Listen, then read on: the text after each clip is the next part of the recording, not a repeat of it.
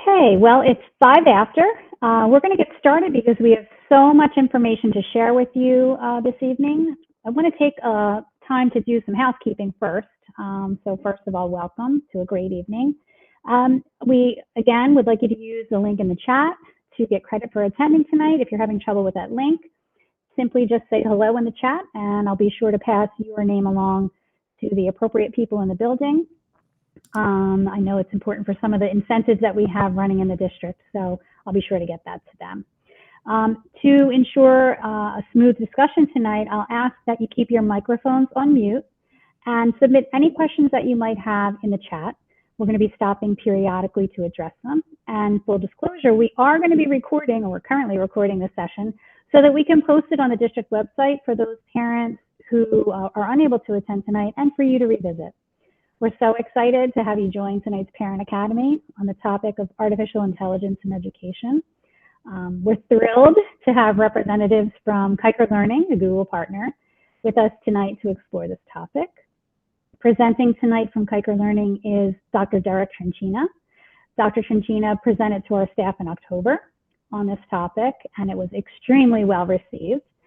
So we'd like to welcome him from Kuiker Group, and his co-presenter is Mrs. Shannon Nish, also from Kuiker Group. So we'd like to welcome her. Some of the topics that we're going to be covering include breaking down the basics of AI, and also, the exciting opportunities and possibilities that AI holds for your child's educational journey. But tonight's session is really going to go beyond theory. We're going to showcase how our district is thoughtfully integrating AI tools in order to support, not replace, our incredible teachers. Our teachers absolutely remain at the heart of learning experiences, and AI will really just serve to enhance their instruction and support each student's unique needs. You're going to hear from some of those incredible Rumson teachers this evening. I'd like to briefly introduce them, so just give a wave. So first up, we have Mrs. Kane, grade 5 teacher. We have Mrs. DeWingert, one of our grade 8 ELA teachers, and Mrs. Sullivan, who is also a grade 8 ELA teacher. Before we begin, as the world continues to embrace AI and we're learning something new every day, it really is so important that our students begin to develop that understanding of what this technology is, the pitfalls of it as well, in order for them to be prepared to collaborate with it in their future careers. This presentation is that fantastic opportunity to learn more about the dynamic field and how it can benefit your child's educational path. So let's sit back and relax and get ready to explore with this exciting future of AI in education. And with that, I'm going to turn it over to Dr. Trencina. Good evening, everybody. I want to thank Dr. Borman and Vera for having us this evening, and for the teachers and the school community for embracing us. Happy to be here. We kind of introduced ourselves already, or at least Vera did. So really quickly, I'll just say my name is Derek Trencina. I'm currently a director at Monmouth Ocean Ed Services Commission. Here with you tonight on behalf of Kuiker Learning. I'm also an adjunct professor at Monmouth University and a longtime middle school math teacher in Long Branch and Ocean Township. And I'll let my colleague Shannon introduce herself really quick as well. Hi, everyone. My name is Shannon Nish. I am also a Kuiker Learning consultant. I'm really excited to be with you as well tonight alongside Derek. Derek and I go back very far. And we're really excited to talk to you about this topic because not only is it an exciting topic, an interesting topic, but it is changing not just the educational world, but really everything that you interact with on the day-to-day basis. So having this background knowledge, I think, is super beneficial for not just your students, but for you as well. So excited to hang with you. And maybe teachers, you can just say your name and share what you teach. Hi, I'm Kate Sullivan. I teach grade 8 English Language Arts. I'm Caroline DeWingert, and I also teach grade 8 English Language Arts. I'm Megan Kane, and I teach 5th grade. Awesome. Thank you. Thank you. All right. Next slide, Shannon. So loose agenda for the evening. Brief overview on what AI is. We're going to talk more about chatbots and prompting because really AI has been around for a long time. The hype in our schools is more or less due to the fact that students have Chat GPT in their fingertips, right? So we're here more or less to reiterate that these tools will never replace teachers, and the limitations will demonstrate that. We'll talk about some guidance and recommendations, and then the teachers are going to step in and share some of the amazing teacher tools that they're probably already using in their classrooms, and just show us a glimpse of the future. Next slide, please. So a really good place to start is here. If we think about some old technologies that came along, the calculator and the Google search engine. Does anyone feel like chiming in? What do these two things have in common in terms of how they impacted education? I'll peek in the chat.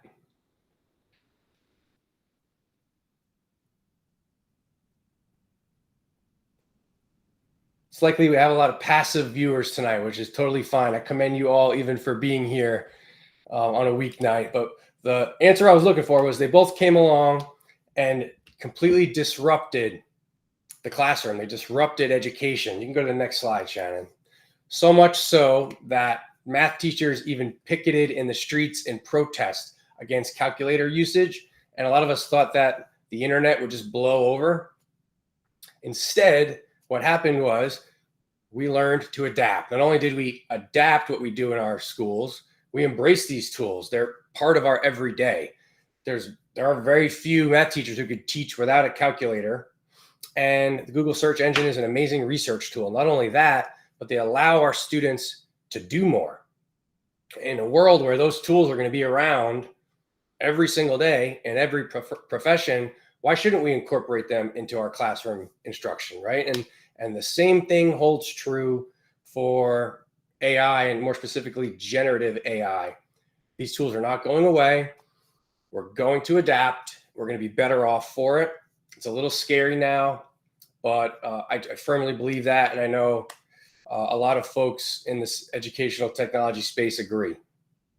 Next slide, please. So, brief overview. What is AI? If you're wondering why it's important to learn about AI, here's a quick video.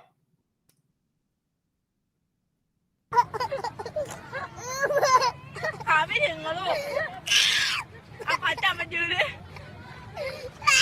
น้ำนึกมากทุกคนจับมันยืนสิจับมันถึงยังเอาจับมันยืนกระน้ำแค่นี้กูเบื่อ Long story short, we fear what we don't know, and that's human nature. So the more we know, the less there is to fear. So at the very least, tonight, if we can just learn a few things about AI, we'll at least know how to have conversations about it. When we hear news, we'll understand it. So a short definition of AI, next slide, please, Shannon, is in layman's terms, right? Software that can perform tasks that would typically require human intelligence. If you have facial recognition in your phone, you have AI in your pocket. And AI has been around for a pretty long time. If you're familiar with Amazon algorithms, just kind of suggesting products to you when all of a sudden you happen to need it, right? That's pretty convenient. Social media ads, how about Spotify playlists, anything that takes data and really synthesizes it in a fast and meaningful, interesting way, is often considered machine learning or AI. But along came a specific type of AI, next slide please, called generative AI. Not only is generative AI really good at synthesizing information, but it can take that information and create something entirely new.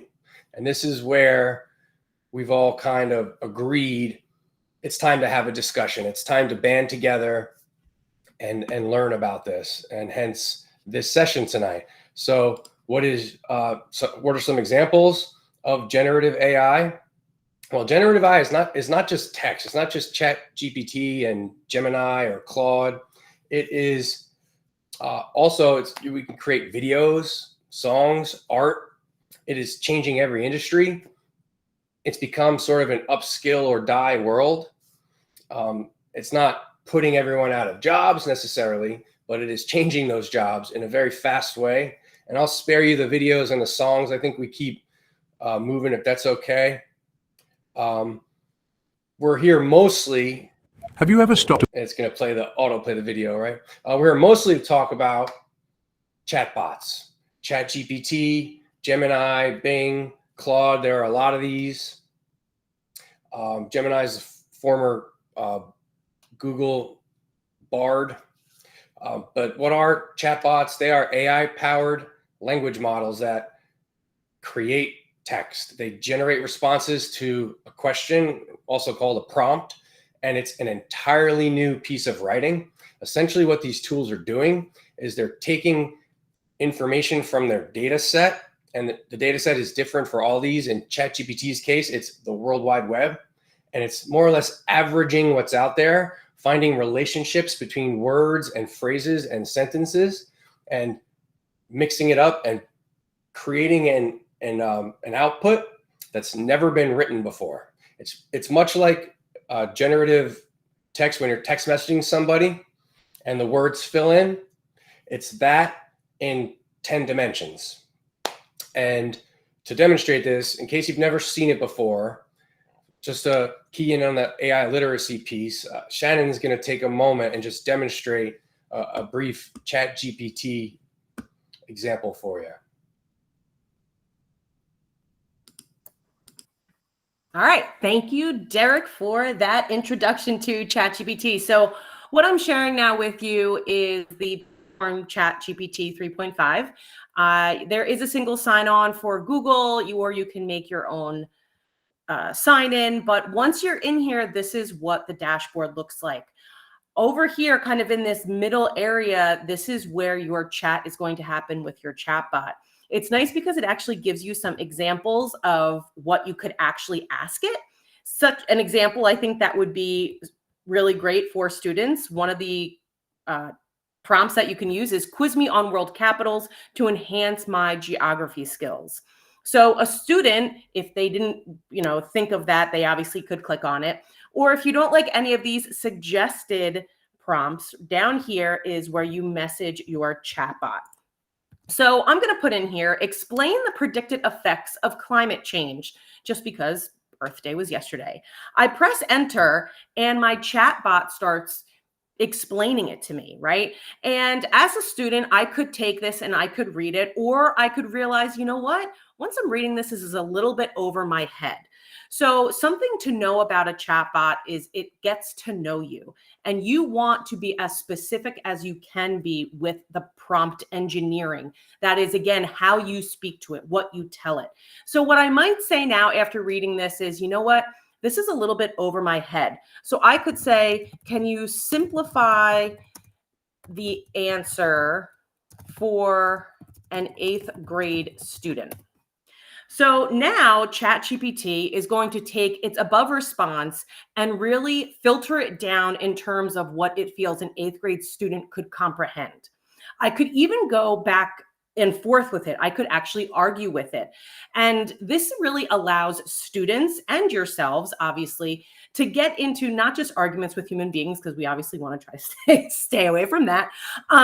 But specifically on that student side, it gives them the opportunity to gain deeper level information and again, have that back and forth. So again, I could read this and say, I disagree.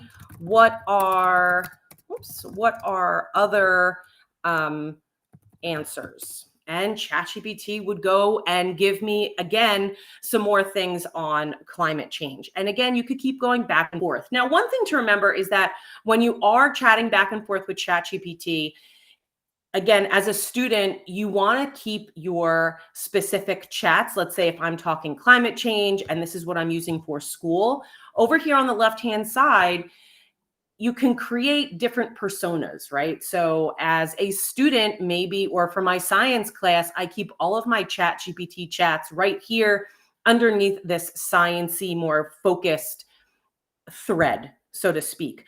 Another one might be, you know, over here, resistance training. Maybe as a student or you yourself want a resistance training 7-day plan. So this whole thread over here on the left-hand side, I would strictly stick to asking ChatGPT about health benefits, health-related questions. Because again, ChatGPT learns every time it interacts with you. It's starting to get to know you. And it again builds upon what you like and what you dislike.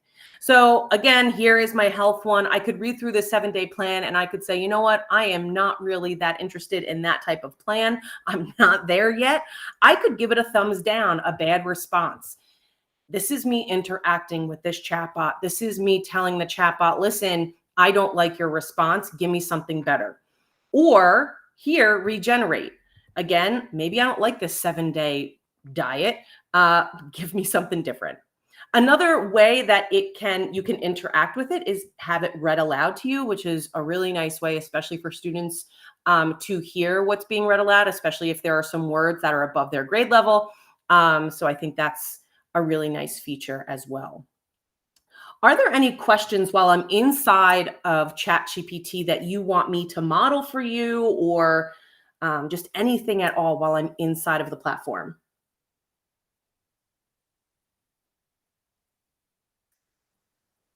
Derek, teachers, Vera, anybody want to add anything while I'm inside of here, or all good? Okay, awesome. So we are going to continue rocking and rolling. Let me just switch how I'm presenting because I want to make sure that I'm presenting. So if there are any other, where are we here? Here we go. If there are any other videos, they play correctly. Shannon, Yes. I'm sorry, my mic was not working. There are no questions in the chat box right now. No problem. Thank you so much for working the back channel, Vera. Love it. So one of the things that I do want to remind you, and obviously students as well, we're going to dive into this a little bit more, is when you are prompting, there are specific things that you should not put into the prompt. Personal data, financial info, intellectual property, username and passwords, and obviously derogatory or lewd comments or content, sorry. And this, again, is very similar to how you would interact with Google search or any type of internet. So taking that information that students have been told over and over again obviously applies when working with that generative AI chatbot or really anything AI. All right, questions, concerns? Continue to rock it and roll? Yes, no questions. All right, so let's dive into what are some limitations of AI, because again, it is in its infancy. We have to think of generative AI while it has been around for a little while. I explain it as though it is a baby.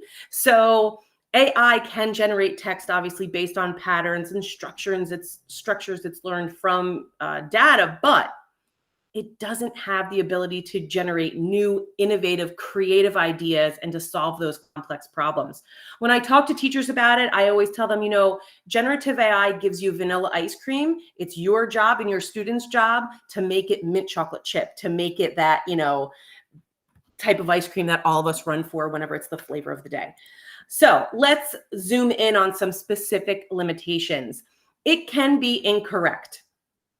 This is actually an example taken from the previous version of ChatGPT. It is a math problem, and the result it gives us is incorrect. So again, it is important to really reiterate to students and to reiterate to just human beings, you have to fact check, and you are still the expert. ChatGPT 4 has advanced and has improved. Again, we put in the same exact math problem and it is better, but it is really, really important to continue to obviously check over your work. It doesn't always know recent events, and this is because it depends on the data that it has been trained on.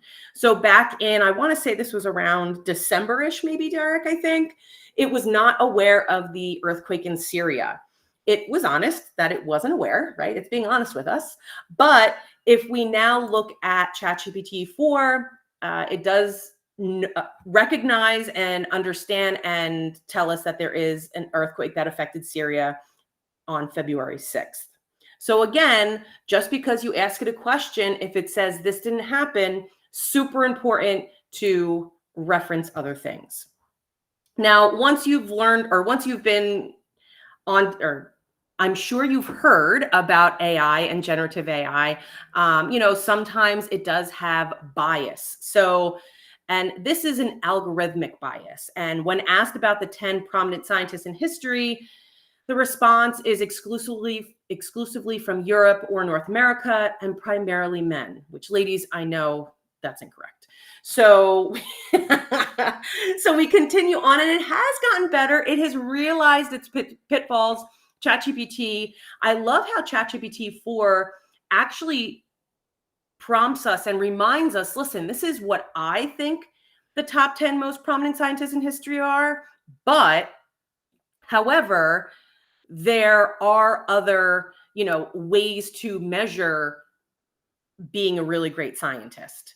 So it just reminds you, hey, here's 10, but there are obviously more than these 10. And these are definitely a little bit more spread out worldwide, English, Italian, all that good stuff, male, female, which we're getting there. We're getting there. It can hallucinate. Again, it's an infant. So back in December, asking what the largest country in Central America that isn't Mexico, it stated it was Guatemala, which is incorrect. So again, really driving home, you can take this as a starting point when doing research or as a tool, but do not only reference ChatGPT or any type of generative AI. Always fact check and make sure, because it's actually Nicaragua, which now ChatGPT 4 knows has been updated. So that is we're going in the right direction. This was definitely on the news.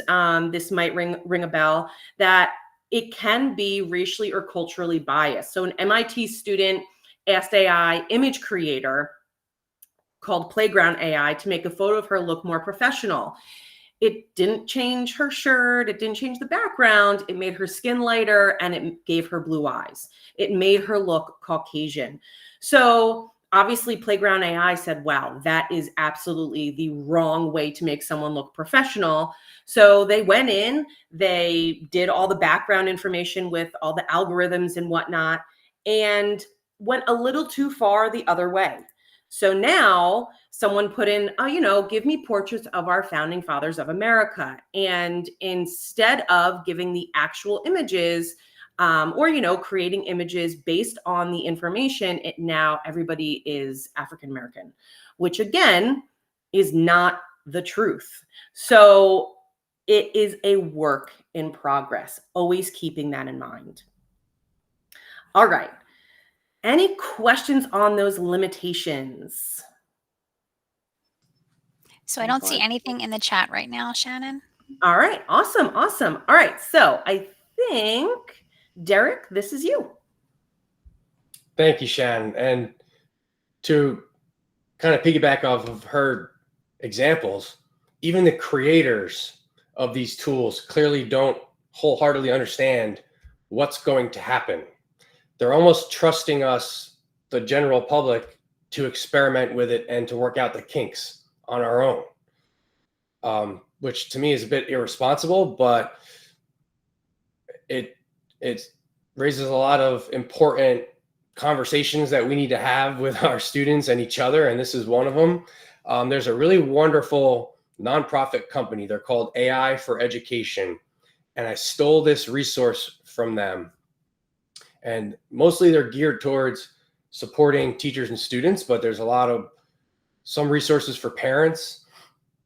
One of my favorite ways to think about responsible AI use is the every framework, right? Because we can't tell young kids in paragraph form what to do. We have to put it into a nice, easy to remember acronym, right? Myself included. I can't make fun of kids, but so this is a nice way to think about and to kind of together with your school community, remind kids, evaluate every output to see if it meets your needs, if it makes sense, verify the facts, edit the prompt to tweak the output, because as Shannon showed, it's conversational. Revise the results. Don't just take what they give you and submit it. And the last one, I think, really is likely the most important message we can harp on over and over again with our kids. You are responsible for everything you create with AI. Be transparent about how you used it. In a district like Rumson, where they're openly embracing this movement, I know they would appreciate that honesty, because it's going to create a culture of innovation and learning for everybody. We're all going to learn about this together. Some helpful tips for parents. Shannon, next slide. You want to take this one briefly? Yes, absolutely. So after reading numerous articles about, how should parents monitor this? How should just really any adult monitor this? But it's very similar to what you are already, I'm sure, doing when a student is on any type of internet virtual platform, right? The supervision aspect is really important, and making it a conversation with your student. Hey, I see you're using ChatGPT. What are you learning for it? Do you like it? How are you prompting it? Did you know you could prompt it and say that I'm an 8th grader? Or, this, just having that open conversation is really important. Always really driving home fact checking that this cannot be the only thing that you are using. It is a great tool for students to use to maybe get over a barrier or get through a writing block. But again, fact checking and using it as a tool and not a crutch. Emphasizing the originality that, again, you are the human being. We want to see what you create. Also understanding that this is a device. So monitoring screen time, just like a Nintendo Switch, or, they're on social media, monitoring it and saying, all right, let's take a break and go talk to some actual human. Let's chat with a human being, not just a chat bot. And then also, again, reminding them that it is a machine. It will make mistakes, even using some of the ones that I've given examples to, and saying it is a machine, and always to remember that. Awesome. Thank you, Shannon. I think it's just like any other technology that we put in the hands of our kids, right? We don't, as parents, don't wholeheartedly understand a lot of what our kids are doing. It's up to us to learn about it. So I commend you all for being here and doing that, and kind of nudging them in the right direction. They're going to make mistakes. Hopefully they're not drastic mistakes. One example of a very public and drastic mistake that came out with GPT use was in March. I think it was almost 2 years ago now. 2 lawyers in New York City used ChatGPT for research, like in the middle of a case they were arguing, and they took it as fact. They presented the facts to the court, and the judge was like, I don't recognize any of this. And I believe there were some pretty serious repercussions, aside from probably, losing the case. I think they lost their jobs over it. So unfortunately, again, the public is kind of set up to be the guinea pigs in this experiment. We've got to tread lightly and be very careful. And one really great overarching way to think about generative AI, specifically ChatGPT, with our students is think of it as a brainstorming buddy or a brainstorming partner. I heard a great analogy. It's like an older sibling that will tell you what, if you ever heard an older sibling and a younger sibling talk, the older siblings, they know it all. They will explain things. They will claim things, even though a lot of those things are not always true, but they help you or the user learn about the world, but they're not always exactly 100% correct. So it's great for ideas, a writing assistant, coming up with bullet pointed lists, new things you wouldn't have thought of, naming things, Shannon showed some great examples, but I used this. I planned a whole weekend getaway with my family, got some great ideas in Pittsburgh. We use it in the Tranquina house for like story time at night. I asked my kids, what do you want the story to be about? And they give me some input and I give it a prompt.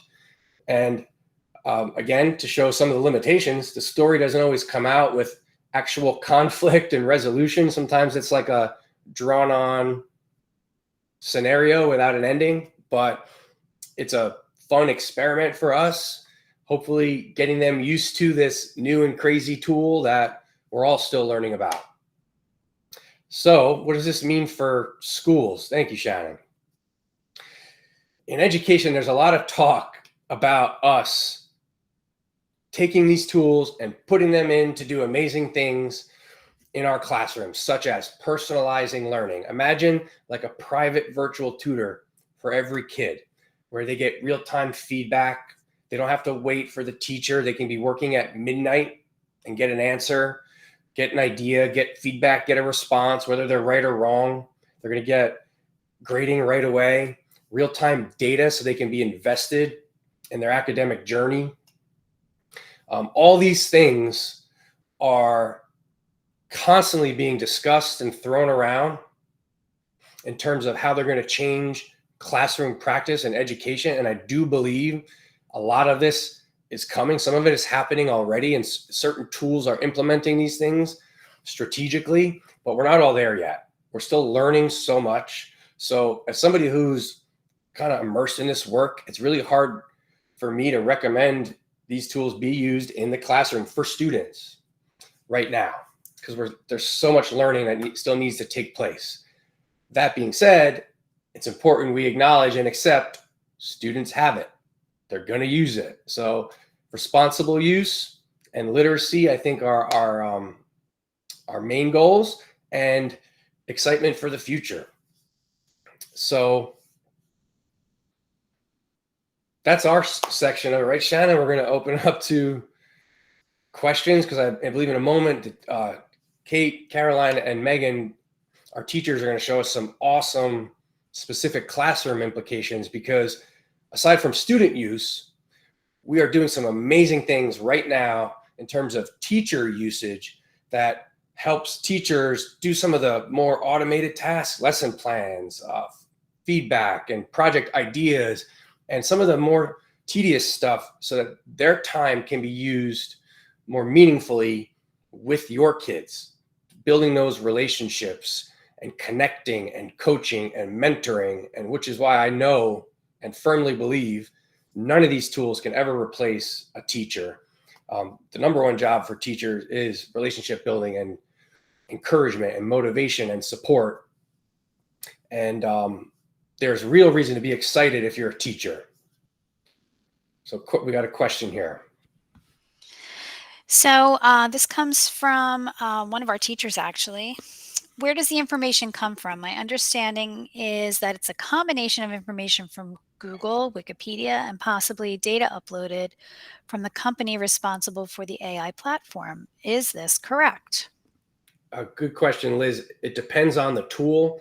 I know ChatGPT's information comes from the World Wide Web, and that's scary because I don't know about you. I don't consider the World Wide Web to be unbiased, which is why we're seeing a lot of bias in the generative responses.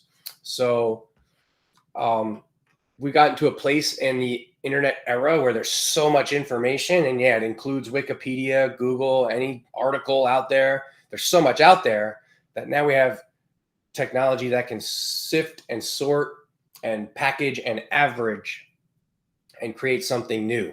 And that's generative AI. So there are some more education research friendly tools where the data set is a little more carefully checked, but we're seeing a lot of the same biases, to be honest. There isn't any one yet that's perfect.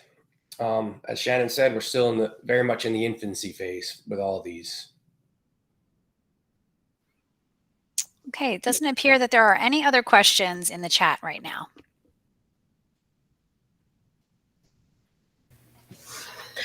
Okay, hi everyone. So Mrs. DeWinger, Ms. Kane and I are going to talk about 3 different ways we're using AI in the classroom through 3 different AI tools. So I'm going to begin by talking about how I've been talking with my students about AI literacy and using AI to build student engagement. As Derek and Shannon mentioned, before you use AI with students, before they use it, if they don't understand what AI is and they don't understand how to productively engage with AI and have clear expectations and guidelines for AI usage in the classroom, that's when you're going to have them doing it secretly at home on their homework. And since I've been very transparent in my classroom talking about AI, using it every once in a while to generate certain responses, talking about how it would be useful as a study tool, students have been much more transparent about asking, can I use AI for this? Can I use AI to come up with an idea? I had a student ask me, can I use AI to come up with a title for my poem? So they're getting smarter about when to use it and when it can be a tool.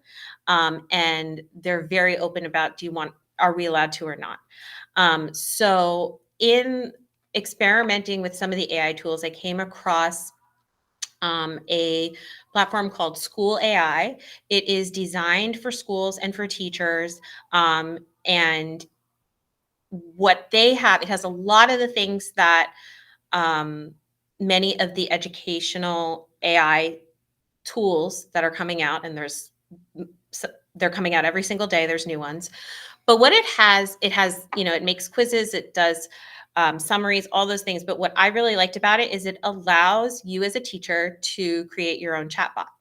So you can very easily program that chatbot to support your students in a text, a topic, a skill, by engaging and asking that chatbot questions. So far, it's been a really great tool to support my students as a study guide. I've created a chatbot where I put information that they need to know for the test, and then they're able to sit and engage with that in school, at home, get the information that they need in that moment without waiting for me to come over, or being at home and not being able to ask me something. The example that I wanted to show you folks is a chatbot that I created to help support students writing poetry. We're doing a poetry unit, and the conversations we've been having about AI and poetry have been really fantastic in helping students understand the difference between generative AI and new creative ideas. So this is an actual conversation that a student had in the chatbot that I created in School AI. The wonderful thing about School AI chatbots is they send every single conversation to me on a dashboard, and there's a record of it. And they know that. I pull it up on the board.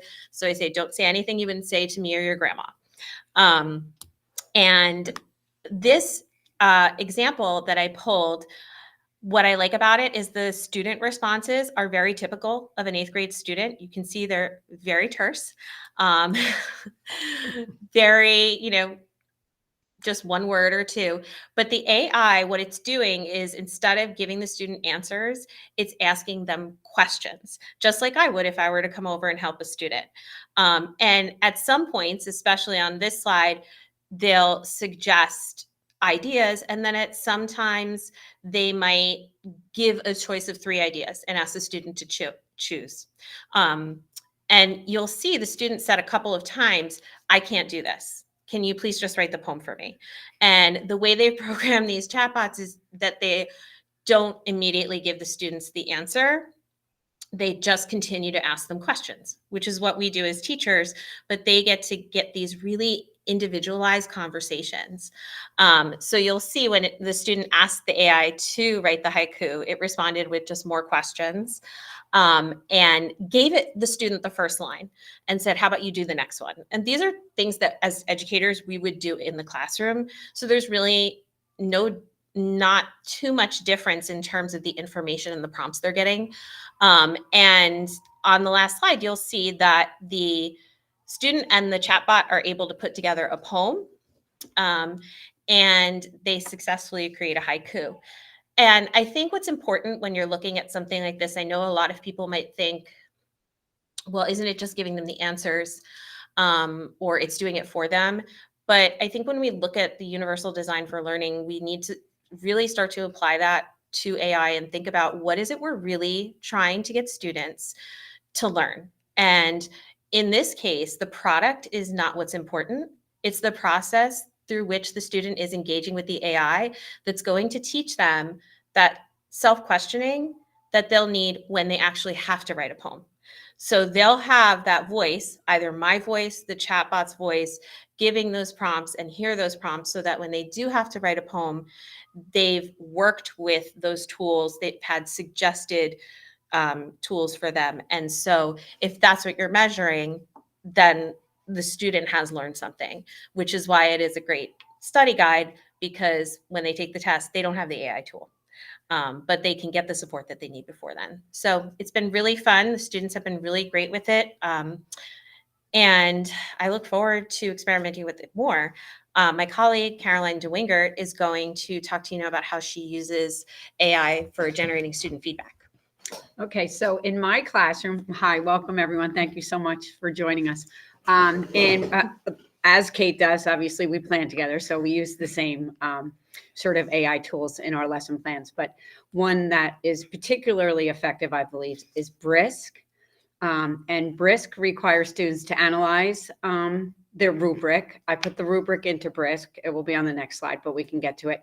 And then they have to vet the feedback. So they have to use their evaluating tools. And I think it actually covers the every acronym, because they have to check for relevance, accuracy, and then the purpose. So this is what it looks like. So I took this student who gave me permission to share her essay. I took all of their essays and I ran it through Brisk. And if you can see in that little Brisk box, it says people with disabilities, that's our rubric. So I upload the rubric. So this is what they're graded on. All right. It does not give them a grade. Don't worry. And then if you go to the next slide, it is really cool. So when we talk about personal feedback and personal learning, all of their suggestions, which came from Brisk, though my name is on the top of it, all of their suggestions were different. All right, completely different. So this young lady's text evidence and analysis was for clarity and relevance. You've provided a quote from the article, but your analysis could be more concise and directly linked to how it supports your thesis. Can you explain more clearly how this quote illustrates the lesson about embracing diversity? So it is an incredible editing tool. The other issue, and we all discussed it, just as Kate says, we're very transparent with our 8th grade students, as we can be. The other issue was some of the suggestions were wrong, because we learned that Brisk goes in chronological order when it makes the suggestions. And so there were some suggestions for students that said you're missing a quote, but the quote was underneath it. So they were in fact not missing a quote. So they did really have to analyze the accuracy of all of the suggestions before then going back into their essays and inputting the suggestions that were relevant. And they were able to do that. And then some of them did have questions the first time we used Brisk because they weren't even sure whether it was accurate or not. So it's like, wow, what were you supposed to be writing about? But that's when you say, the students can use this tool and it will really improve the strength of their writing. But again, when it's not there, they can remember what should I focus on? Should I focus on direct quote integration? Should I focus on clarity and relevance? And that, as Kate said, that voice, that like editing tool will always be there. The other thing, especially for the 8th graders, they don't like to edit. They think that what they write is perfect, or they want it to be perfect. Mm-hmm. And so this makes them read what you need to edit. And then they all went back and they all improved their essays, of which I just received. So I haven't graded them yet, but I'm sure they're going to be perfect now. Thank you. All right, I'm going to turn this over to Ms. Kane. She's going to talk about how you can use this at home. Hi, I'm Megan Kane. I just want to quickly piggyback off of what Caroline DeWinger said about Brisk. I use Brisk as well in the classroom, and something that I also really like is you can run an essay. So I upload my rubric to Brisk, which is what I use to grade my students' work. I can upload my rubric, and then I can select this button where it will go through and it will leave comments as me. It says my name. It will leave comments that will say, like, your thesis might need a little tweak here. And the kids can look at all of the comments. They can either address them, they can accept them, they can comment back to me. But for me, if I have my full class and I'm working with a student and I run all of these through Brisk while I'm working with other students, the kids can independently look at the feedback from AI and say, you know what, I agree with this feedback, or no, I don't want, I want to talk to my teacher about it, which is something that I also really like. Right now, I'm going to talk about how you can use AI, and this is how I use it during my win time in my classroom and how you can use it at home with your students. So I'm going to focus on two programs that I've been using. One is called EduAid and one is called Magic School AI. And what I like about both of these is I can look in after I take a math test, for example, if I see that a student got, a specific problem wrong, and I pull them to the back and I go over the problem and I want to say, I want them to do another problem very similar to the one that was incorrect. I can quickly copy the exact, if it's a word problem, I can put it into one of these programs that can give me a very similar word problem just so I can see on the spot. Now, obviously I can make it up, but it's so much easier if when I'm sitting with them, I type in the word problem and I say, can you switch the numbers? Same type of word problem. I can have 1, I can have 7, and I get it right away. You can just go to the next slide. At home. So I know, I'm sure when kids come home from school sometimes and you say, what did you do in school today? And they say, I don't know, they don't know what they did all day. And, they might say, I'm struggling in math, I'm struggling in vocab, and you want to help them.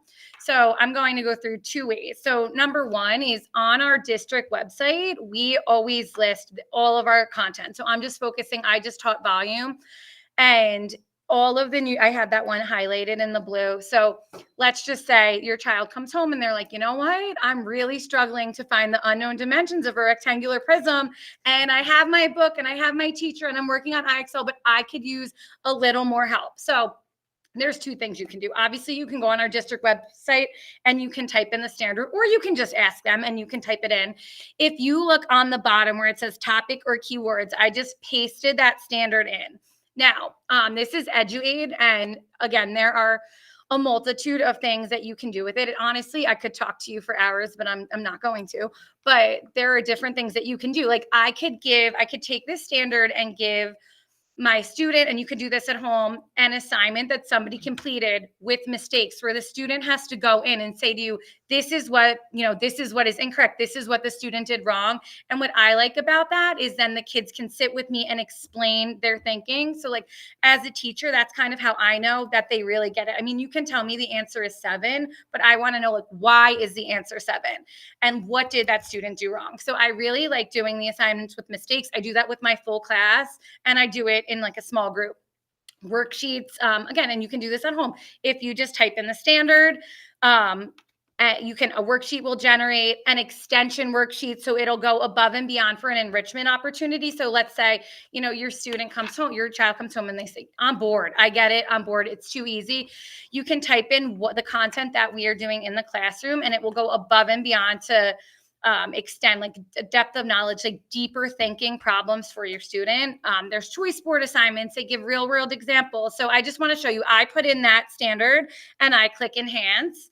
And just from me clicking enhance, the actual standard pops up. So that standard that's in the topic or keyword, it knows that that's the New Jersey State Standard. Now from that, and I wanted a worksheet, that is what generated. So I can come up with a nice worksheet, multiple choice, true and false, match the meaning. You can say, what is the height? What is the base? Explain this to me. So it gives you the formulas. It gives you word problem examples. And as you can see, it's kind of tiered from the basic level of understanding to the challenge question. So it's definitely something that you can do, at home. It's something that I can do, in a small group. If somebody's like, I'm done early, here, let me give you this.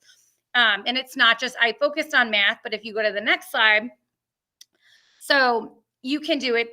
I'm on EduAid. So it's you can filter, and I did it. I cut it out. But when you go on, you can filter by grade and you can filter by subject. So they go from pre-K all the way through high school, and you can click, do you want science, social studies, math, ELA? They also have something that's enrichment. So I did, can you just go back one more? Oh, wait, no, sorry, 2 over. Just kidding. Okay, so I just wanted to do an ELA example. So I just typed in, student will be able to demonstrate understanding of vocabulary words. So we have a vocabulary test coming up. And, you know, they have the tools, they have the words, but a lot of times I know that my kids like to quiz each other. So I can type this in. And again, the kids can do this as well. You can do this at home. So I wanted to just make up fill in the blank sentences for them to practice. And, you know, in a click, there they are. You can quiz them at home, just how to apply the word. And again, as you can see on the side, there's so many options that you can use. And my last thing that I want to show is, it also can kind of serve as a tutor or just to reinforce, you know, let's say you were absent, you were on vacation, you want to see what, you know, what has my class been doing? So this is a different website. It's called Magic School AI. I typed a different standard about adding and subtracting fractions with unlike denominators. It goes in, it tells you, you know, this is how I do it. So and they go back. So I'm backtracking now to 4th grade to 3rd grade. Let's make sure that you know what a fraction is. And again, this is the same thing that I would be doing if I were sitting with them in the classroom. This is a common denominator. How do I find a common denominator? The questions that the kids would be asking me, it almost anticipates, and it lists. I mean, this is amazing. It lists it, you know, first you do this, then you do this. It gives you so many examples, and then it says, you know, like, now we can do this. Remember, you know, this may be tricky. And then it will say, would you like to see some practice problems? Yes, no. If you don't like it, if you think it's too easy, if you want a harder one, you know, I want larger denominators, it will do that for you. So for me, pulling small groups in class, I mean, obviously I'm still here, but just for a quick resource, it's so nice. And I found really too, you know, kids that took an extended spring break. And while I sit with them, if they can go home and do this too, just to get that confidence coming into the classroom, being like, I thought I know it, but I also sat at home and used my AI, it's been really helpful. Thank you.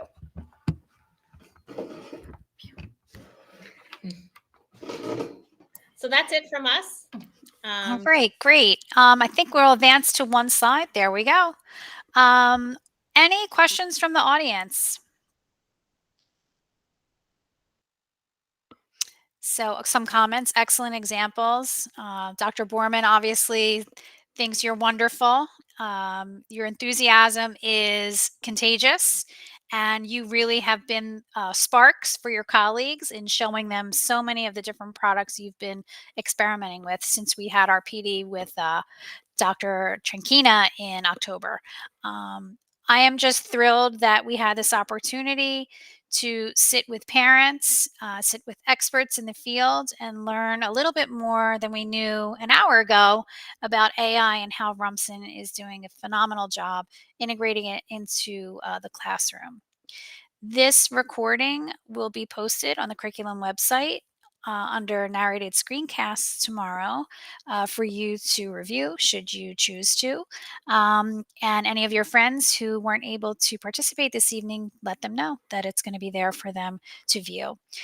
With that, I want to thank Derek. I want to thank Shannon. I want to thank our teachers for all of their dedication towards making this wonderful, a wonderful evening. And with that, we will sign off. Have a good evening, everyone.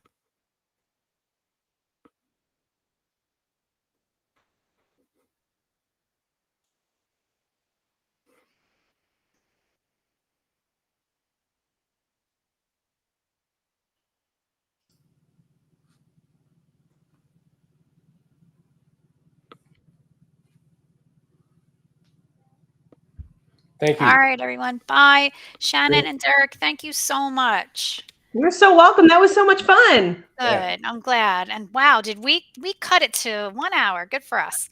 Yep. 2 minutes to spare. Well done. Yeah, they did a really nice job.